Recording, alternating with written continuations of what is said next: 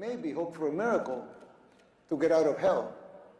You can still jump before the water boils. Some might say I'm exaggerating, but we can clearly see the signs of a declining society because our own hit rock bottom decades ago. It's like when we see someone getting sick. First, it's maybe just stomachache or a headache or a small fever. But if you don't deal with the disease, it will only get worse. And then it may be too late. All right, now we already know we got the president of El Salvador at the Conservative Political Action Conference. We already know he's talking some truth. You're about to see him on everybody's platform this week. Well, with that being said, if you like reactions like this, make sure you consider hitting the like button. Definitely subscribe to the channel and also hit the notification bell. Let's sit back and react. Let's see how this speech about to go. Gracias, gracias. You're a true leader. Thank you, thank you. Gracias, muchas gracias, muchas gracias. Thank you, everyone. Thank you, everyone. Thanks. That's all I see. Thank you. That's all I see. Thank you.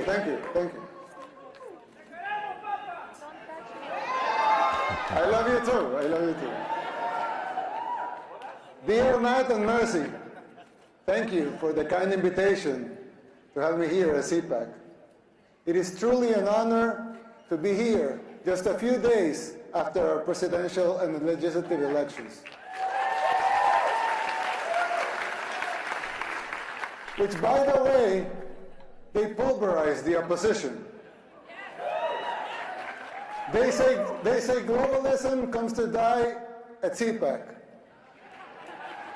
I'm here to tell you that in El Salvador, it's already dead.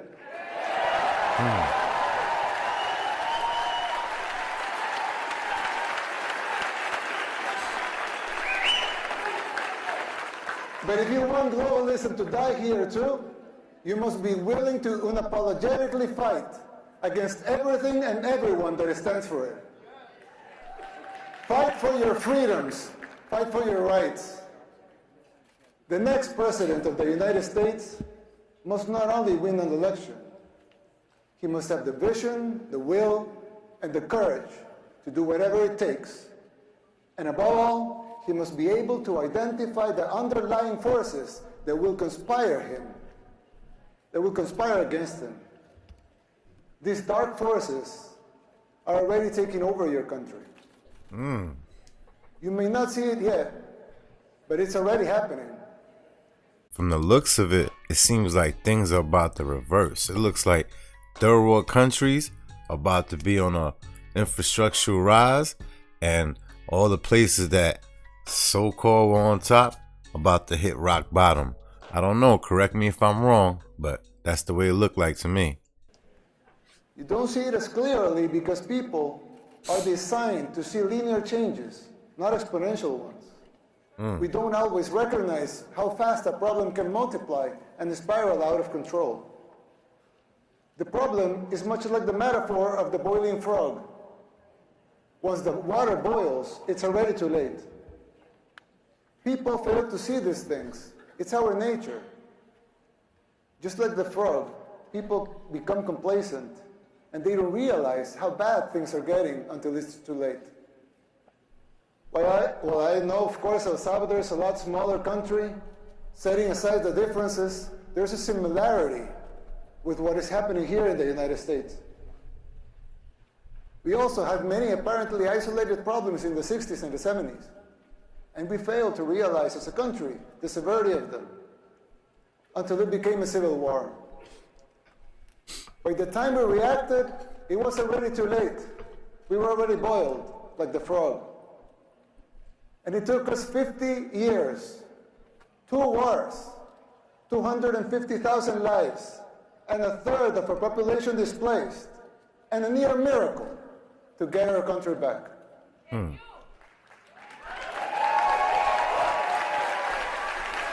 Let's not forget he locked up all the gangsters, all the criminals, and put them all in a can. You get me? I'm sure within all the people he gathered up, some of them didn't belong there, but from the looks of it, from the speech as what he's saying, they were released. So let's see if that's true or not. Let's go. As your friend, I want to issue this warning so you don't make the same mistakes we did in the 60s and the 70s. It is not easy to pull yourself back once you're in boiling water.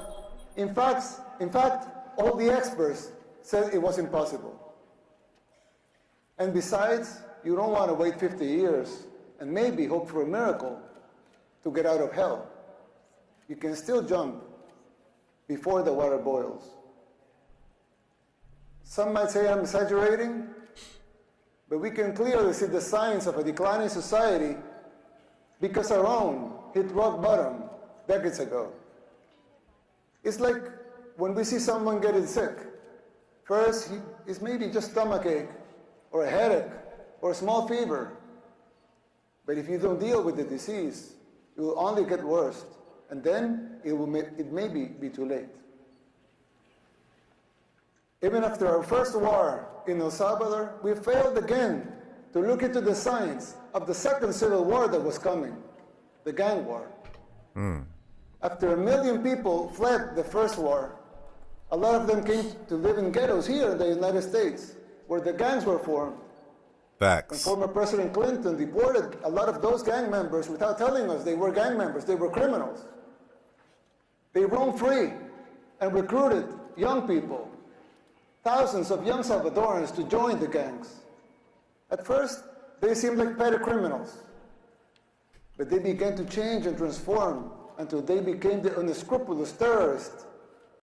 You know what they say, you come to the USA and you only gonna learn nothing but bad stuff, for real. I mean, as far as them coming out here and forming a gang, a lot of that had to do because they were outnumbered, they stuck together, but then it became something crazy. You understand how it is. It's just like a regular person who goes into prison, not a gangster, not a criminal. Eventually, when you're in the jungle, you got to become an animal in order to survive. What happened is the U.S. sent them animals back that they created and just said, here, take them, without any explanation of what they really probably did. You get what I mean? So, that must be tough right there, yo. That we know today. Most of them even perform satanic rituals. And this has been well documented. The government back then didn't deal with the disease. Nor did the next administration, nor did the ones after that. The disease that had begun with mild symptoms got worse and worse. It became a cancer that seemed incurable. We are already seeing these symptoms in the United States. Big cities in decline like Baltimore, Portland, New York, just to name a few. Places where crime and drugs have become the daily norm and even accepted and promoted by the government. How many young people have you lost to the streets of Philadelphia or San Francisco, to fentanyl? Did we see these apocalyptic sights 15, 10, 5 years ago? Can you imagine how it will be in the next 5, 10, or 15 years? Much worse. The same thing was happening in El Salvador. In the span of less than a decade, gangs took control of all the country and our society. They evolved into a parallel government, controlling elections and even political parties. Every aspect of the daily life of most people was controlled by the gangs. Murder capital of the world is a tragic title to hold. Getting rid of that was the bare minimum we had to achieve in order to even start thinking about rebuilding our country.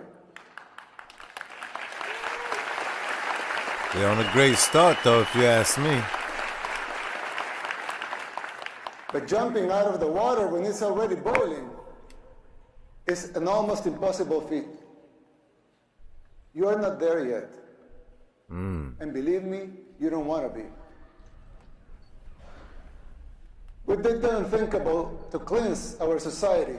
We arrested the terrorists, but we have to remove corrupt judges and corrupt attorneys and prosecutors.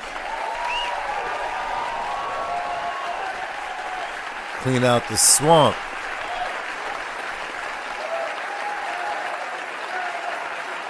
Thank you. Thank you.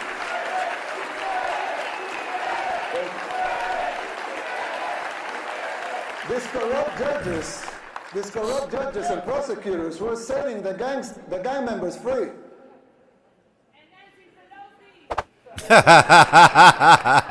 And it wasn't just the gangs. The corrupt system worked in tandem with the so-called international community, the NGOs, and of course the fake news, just like it happens here in the United States. Unelected bureaucrats are trying to instate public policy. Who elected them? They don't have a democratic mandate. If they want a seat in the table, they should run for office. Got a point. Let the people vote.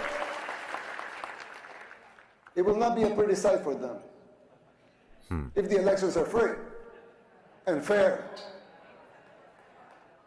I mean, who elected Soros to dictate public policy and laws?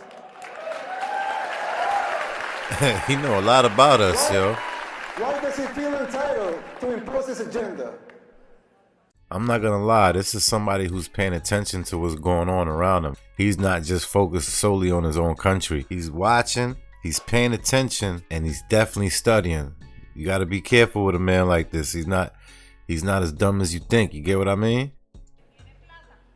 Let me tell you something. Soros and his cronies hit a brick wall in El Salvador.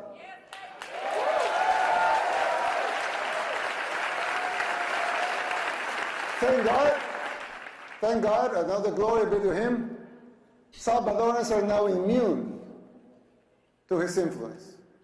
No one believes his lies anymore over there. We just had free and fair elections. And we won in a landslide with more than 84% of the vote.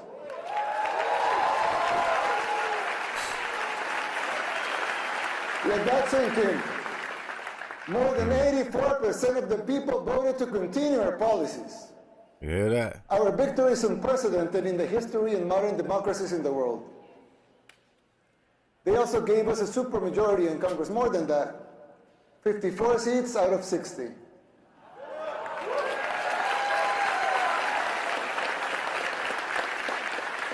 "57 if we count our allies.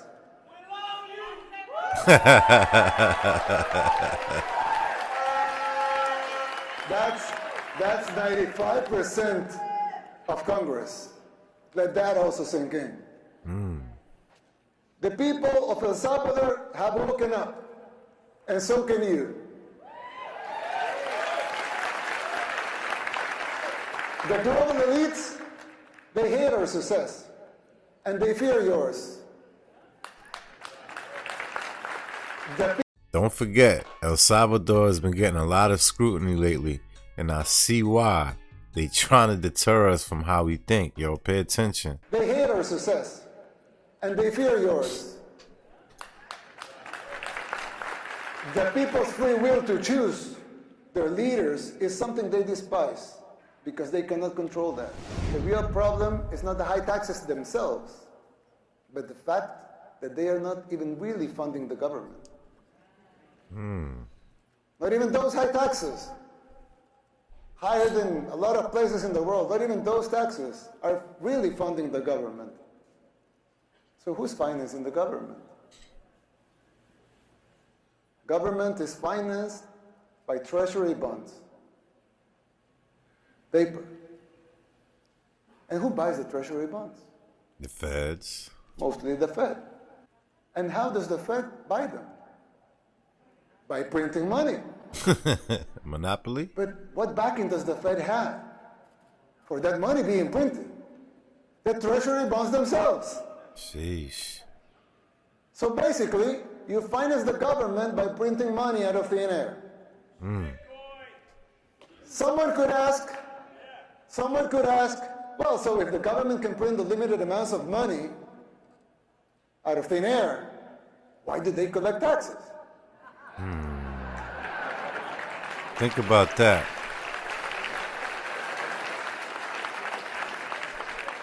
It's the illusion, In baby. theory, it would make sense, right? If they can print unlimited amounts of money, why would they need taxes for?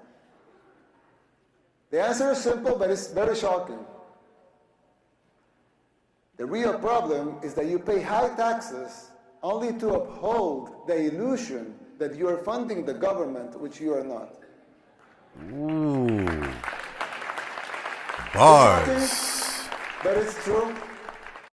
Bars on bars on bars, yo, I'm telling you. And that's one of the many illusions that's out there. I'm sure there's plenty more illusions that we living through and we have no clue, you understand? Hey, with that being said, let me know your thoughts on this video right here. Make sure you go in the comment section and let me know your thoughts. Let's have this conversation. Let's converse, baby, all right? This was definitely a truth bomb. This needed to be heard. I hope the people are really waking up. I don't like using the term woke, but you understand what I'm saying.